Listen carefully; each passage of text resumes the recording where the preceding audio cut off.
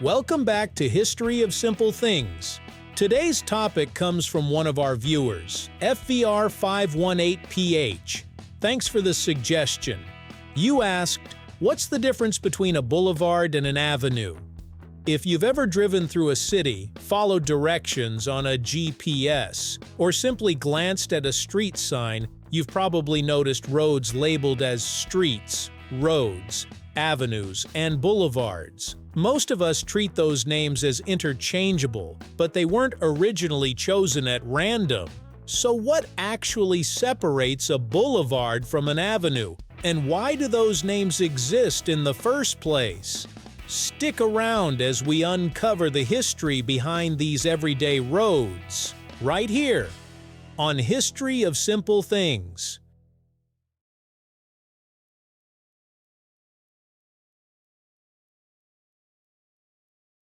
Long before modern city planning, roads were simply given practical names based on where they went or what they connected. As towns grew into cities, however, planners needed better ways to organize increasingly complex street networks. Different names helped distinguish the purpose of each route. Some roads were intended for local neighborhoods, while others connected districts, parks, markets, or government centers. During the 18th and 19th centuries, especially in Europe and later North America, city planners began borrowing terms from different languages to describe these specialized roads. The names gradually became part of urban design rather than random labels. Although modern cities don't always follow these original meanings, the terminology still reflects centuries of planning traditions that shaped how people moved through growing communities. The word boulevard traces its roots to the Dutch word bolwerk, meaning a defensive fortification or rampart.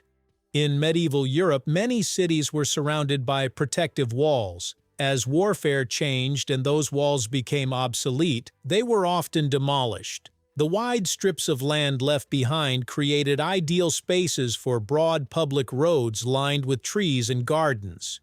Paris became one of the most influential examples during the 17th and 19th centuries, transforming former fortifications into elegant landscape thoroughfares where people could travel, socialize, and enjoy public life. These impressive roads became known as boulevards, and the concept spread across Europe before eventually reaching cities around the world. The name became associated not just with transportation, but with beauty, openness, and civic pride. Unlike boulevards, avenues developed from a different idea entirely. The word comes from the French avenue, meaning an approach or a way of arriving somewhere. Originally, an avenue referred to a long, straight road leading toward a significant destination, such as a royal palace, estate, or important public building. These roads were often lined with rows of trees that emphasized the grandeur of the approach and created a strong visual axis. As cities expanded, planners adopted the term for major urban roads that carried traffic across neighborhoods or connected important districts. Over time, avenues became less about leading to a single landmark and more about serving as major transportation corridors. Their name reflected movement and direction rather than decoration or public gathering spaces. Only after understanding their history does the distinction become clearer. Traditionally, a boulevard is a wide road designed with landscaped medians, multiple lanes, or generous space for pedestrians and trees. It often emphasizes both transportation and public enjoyment, making the road itself part of the city's landscape. An avenue, on the other hand, is generally a major road intended to carry traffic from one area of a city to another, frequently running perpendicular to streets within a planned grid. While an avenue can certainly be wide and tree-lined, landscaping is not what defines it. The primary difference lies in their original design philosophy. Boulevards were created as scenic public spaces, while avenues focused on connecting places efficiently. If you've traveled through different cities, you've probably noticed that these definitions don't always seem to match reality. That's because road names aren't governed by an international standard. Every city, region, or country can choose its own naming conventions. Some streets called boulevards have no landscaped median at all, while certain avenues look exactly like residential streets. Historic names are often preserved even after roads are widened, redesigned, or completely rebuilt. In other cases, developers simply choose names that sound prestigious or recognizable. Famous examples like Hollywood Boulevard or Fifth Avenue reflect local history more than universal rules.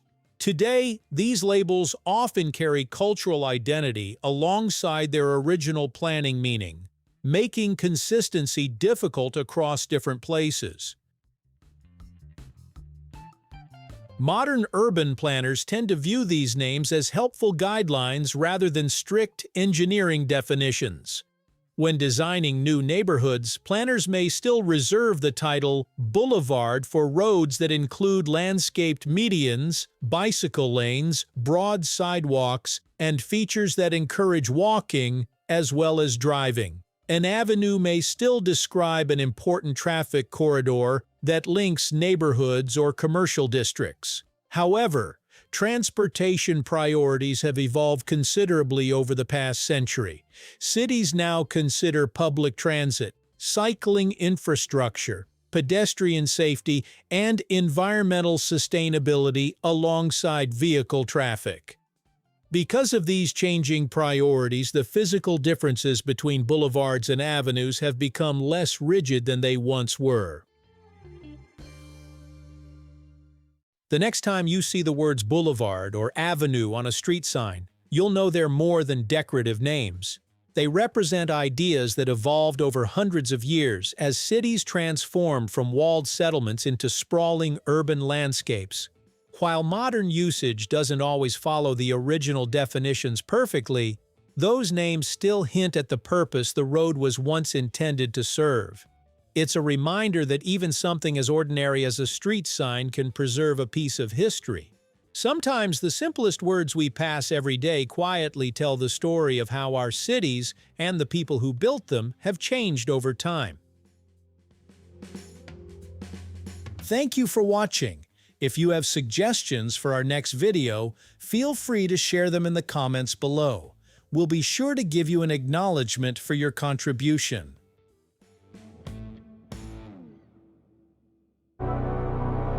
Thank you for joining us on this journey through the history of simple things. Don't forget to like, subscribe, and stay tuned for more stories woven through the smallest details.